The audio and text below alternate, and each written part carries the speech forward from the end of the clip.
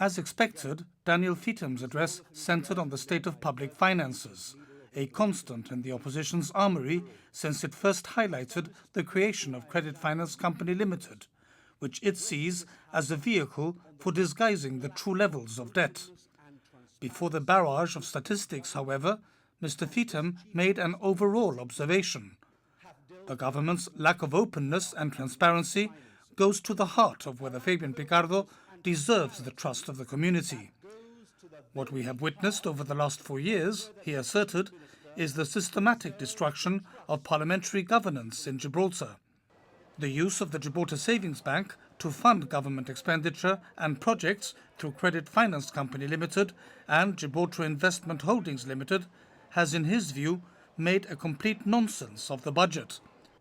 Rather than being open and transparent as he pledged, the Chief Minister has done everything he possibly could to keep from taxpayers what he is spending their money on and not played it straight with them at all. On the figures, the opposition leader claimed that at £375.4 million, the net public debt is the second highest ever, beaten only by the 400 million reached barely 4 months ago. And gross public debt, he argued, is an eye-watering 847.7 million.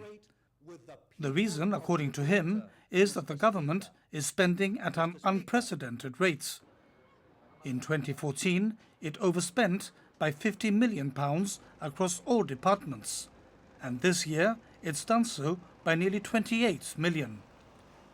23 out of 41 government departments have spent more than their allocated budgets, and 1.2 million was spent by number 6 on travel and entertainment, more than on books and equipment in all our schools combined. No wonder Mr Feetham quipped that the father of the house, Joe Bossano, is having sleepless nights. Because the architect of the rainy day fund, the disciple of budgetary discipline, of not living beyond one's means, Mr. Speaker, has left a man in charge of his party that has absolutely no conviction for the core values of those founding fathers of the GSLP as far as these issues are concerned.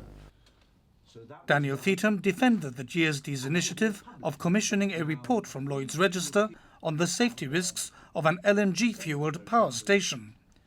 He said this was in the interests of the people, but had not been paid for using the people's money, unlike some of the unnecessary expenses incurred by the government, such as the $110,000 it paid for Mr Picardo to have his photograph taken with President Obama, which was paid for by the taxpayer.